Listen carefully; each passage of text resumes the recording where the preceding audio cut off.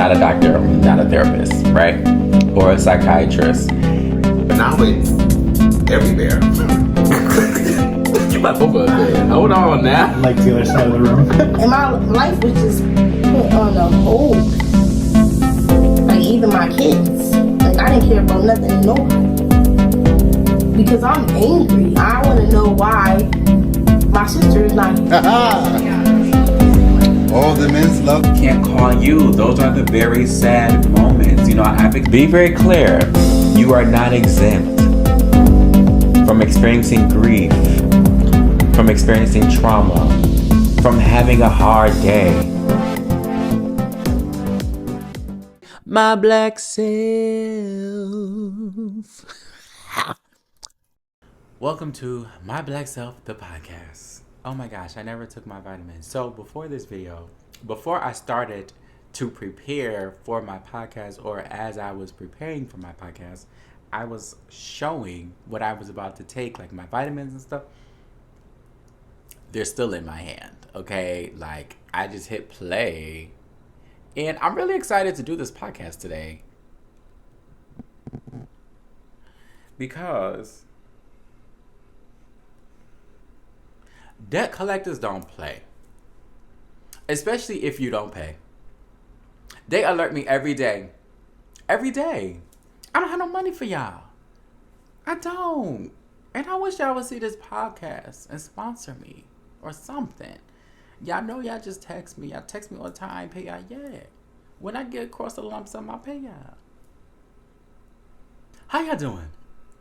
I ain't do this in a while. Good morning, good evening, good day, good night, wherever you are. Welcome to My Black Self, the podcast.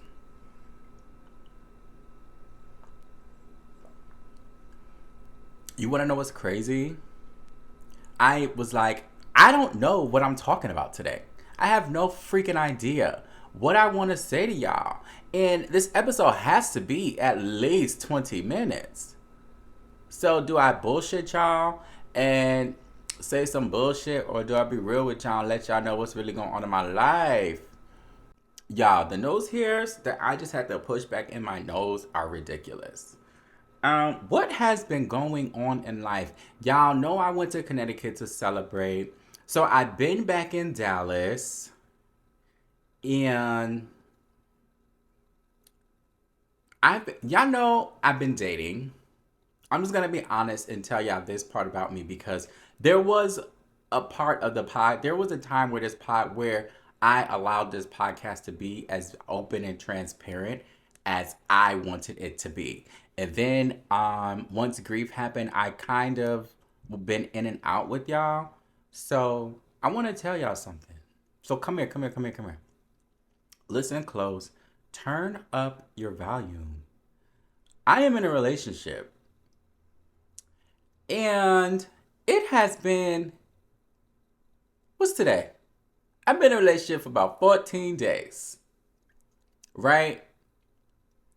But I have been dating for 6 months. This man consistently, this nose hair, I'm going to talk to y'all like this. This man consistently. Now I'm sounding like I'm doing coke. But I've been dating this man consistently, and it has been a really, really good roller coaster, to say the least. Yes. So now that y'all know that, I never thought I would be the one to date this long. Like, I was a person like, 3 months, you know what's up. But 6 months, I really know what's up. Like, dating somebody for 6 months or even more, I mean, if that's something that you can do, you really know what's up. Because now you don't know all the triggers, but you know the triggers. You know the traumas. You know the mistakes. By this time, you probably know the family. You know the cousins, the nieces, the nephews. And that allows you to really make the decision to say, is this somebody that I want to do life with? And I think that's what we be missing when it comes to dating and being in relationships. We are dating in our minds to be like, oh no, you already know this in that amount of time. I already know what's up. When it actually, because I'm always ready. Okay, if it was up to me, we would have been together a long time ago. But I'm glad we did not. And I say I'm glad we weren't together 3 months ago because I was not ready. I was ready for the relationship, but I was not ready for the traumas that will come up. And I know I told y'all before, but like loving is completely different now that I am grieving because I've been pretty much single since my sister passed. So I haven't like really dated serious since then. So it's very interesting now that I've been thinking I was ready this whole time when in actuality I was not. And previous to him, I dated somebody who pretty much told me I was not ready, but I was unaware of that because that was not somebody that I was going to take serious or make my partner. So I think that's why I did not see it then. If you have any idea why I didn't see it then, let me know.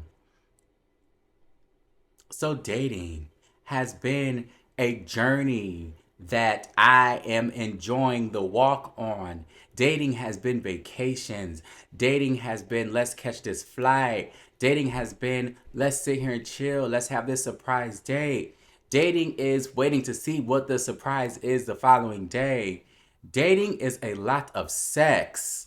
Ugh.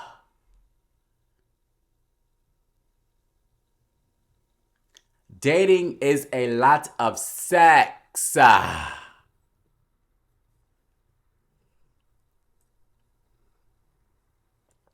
Dating is having uncomfortable conversations with your partner so that y'all can be great and conquer shit. Dating is why the fuck you ain't call me yet? Why the fuck you ain't call? I know you're at work, but why you ain't call me yet? What's up? What's up? Dating is having your crazy ass side really show its full potential. Okay? You're gonna get the full crazy me. What's up? But that is just something that I wanted to let y'all know that is going on. And I am hopeful. And I hope y'all motherfuckers are hopeful too. Next. What's next? What else been going on? Working. Shout out to all of my flight attendants out there. Shout out to y'all. Because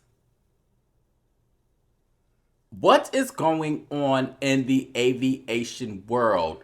Like, when I signed up for this, like, I didn't know that things were really that crazy. Like, the only crazy I really knew was 9/11, and that is obviously beyond crazy. This nose here, this is, see, and this is why I be calling this the Ghetto Podcast, because what you're not about to do is you're not about to get me. Also, being a flight attendant, you are always ready.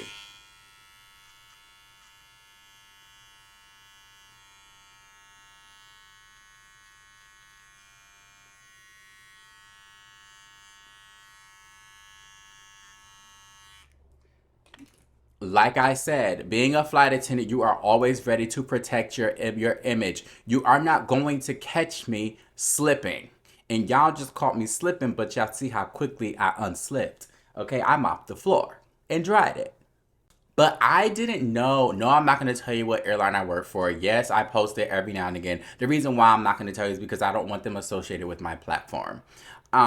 Because people are crazy and things are crazy. It's not because I'm embarrassed or I don't want anybody to know. I'm trying to keep it a secret. It's strictly because my black self is my platform. It's not work. However, I will talk about work. So, like, I didn't know it was crazy people. And every time I tell somebody I'm a flight attendant, they're like, what is going on with this speaker?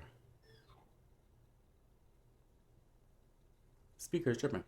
They're like, you must deal with crazy people all day. What? Why do you think that? Like, the media has created something. People, when you are on the plane, start recording everything. Please. Like, why do you have the time to. Okay, I want to break this down. You're pretty much in a tin can in the sky. What makes you think you have time to pull out your phone? Granted, you probably were already on your phone, but you need to be trying to step in at this point. I don't need you pulling out your phone to record unless it's something funny, blah, blah, blah, blah, right? But if it's somebody having a mental breakdown or really like freaking out and that's affecting all of you, I need y'all to take this a little bit more serious than you have been. Flying is not something you just get on a plane, get all your wishes granted, and then land. There's a possibility that we all not gonna make it. And I think that's something we forget. Not we, because I am aware.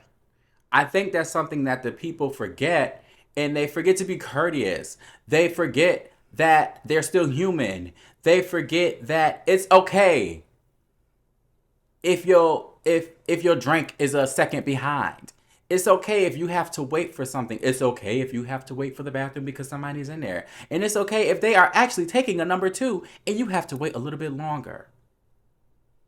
It's okay that you did not use the bathroom before you got on the plane. It is okay.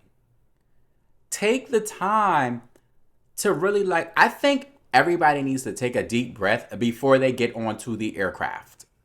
Take your deep breath. Do not touch the plane. Don't tap it. No, don't tap the plane. Please stop doing that. Please stop. Don't tap the plane. Get on it. Take your deep breath. Say hello to the people in front of you that are going to be with you for approximately 2 hours, 3 hours, 4, 5, 6, 7, 8, 9, 10, 11, 12, however many hours. And we all know that is not guaranteed. That can go left real quick. So we can be stuck together. And you didn't say hi to me.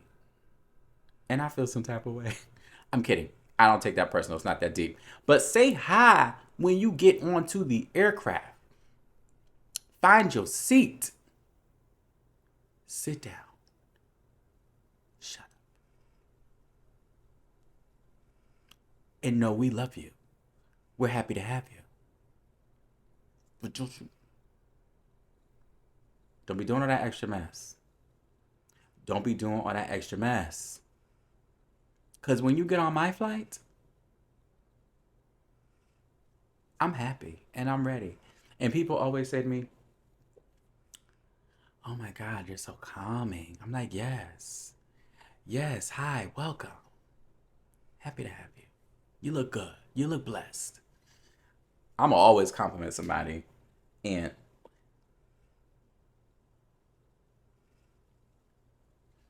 side note, me and my boyfriend were supposed to book our flights 2 days ago. He gonna text me talking about some flights.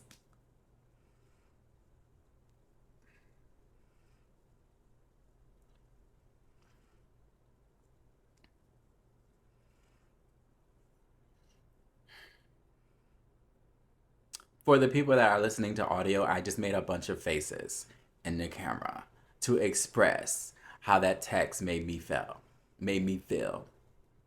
Oh my God. So I'm going to P-Town this year, right? We're off of aviation. We're moving on, okay? Because any little thing can get me fired, and I don't have time for that. So we're moving forward. We're moving on to the next topic. P-Town this year, a lot of us are going. It's going to be a very gay situation. There'll be some straights along with us, but it's going to be a very gay lituation. So I'm excited about that. P-Town is October 31st to the 3rd. If you want to go, you should go. Book your room. Do your thing. I advocate for P-Town because it is one of the most safest. I think it's still safe. Most peaceful. And when I reference P-Town, I tell people it's so peaceful that the foxes walk down the street and they don't even think about you. Even the foxes are peaceful.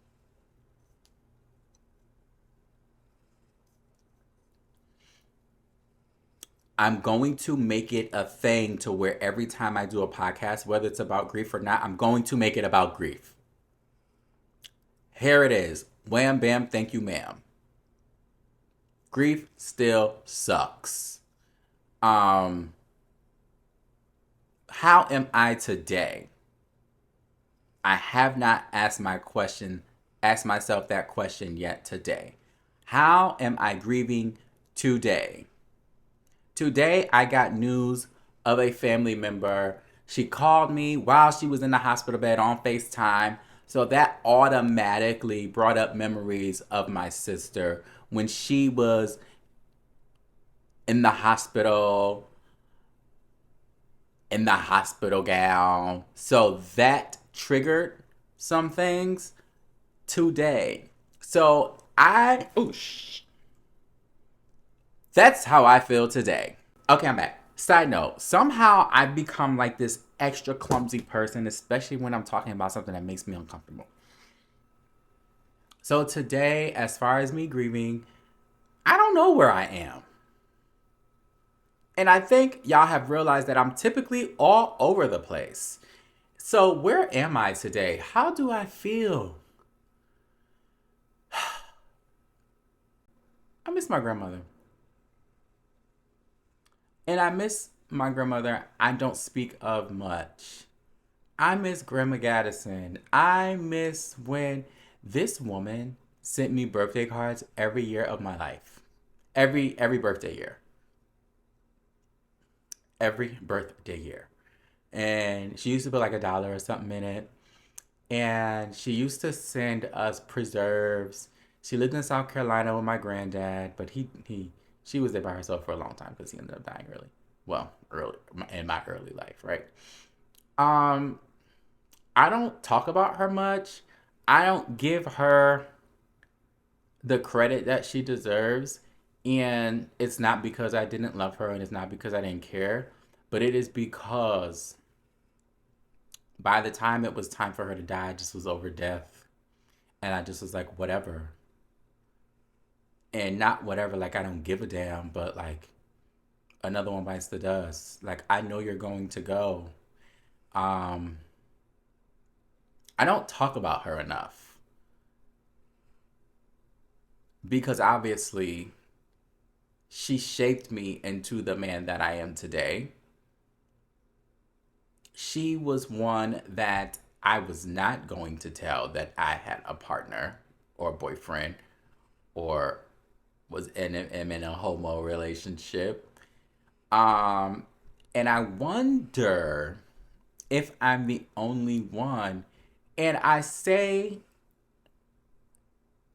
I was not going to tell her because I didn't know her reaction. And I feel like it would have been just utter disappointment because of the time she came from.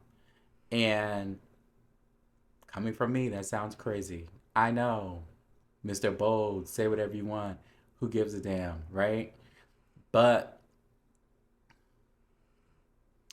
I'm talking about my father's mother. My grandmother that I always refer to is my mom's mother. But my father's mom, we called her Grandma Gaddison, and she loved my family. Like my parents, I don't remember my parents ever being together, but my two grandmothers, like, somehow stayed connected and talked every day. That was mind blowing to me. I was like, really? There would be some days she would call the house and wasn't even trying to talk to me. Hey, where's Miss Furlow? What? Hi, Grandma. How are you? Or my grandmother would call me in the room and be like, call Miss Gaddison for me. Okay. And they would be on the phone for hours. But then I would hear my mom's mother be like, all right, Miss Gaddison, I gotta go. You done talked my ear off. I love you, and I'll talk to you tomorrow. Have y'all experienced that? Have y'all experienced two family members not interfering with relationships, not interfering with family, just love? And I think that is also where I learned to love. Wow. I think that's where I learned to love, either up close or from a distance, because two people were able to come together even though their children weren't together, but they still had a significant piece of family and they knew they needed to keep in contact. They knew they needed to continue their relationship. They knew it was a way to keep me in the middle of both of them.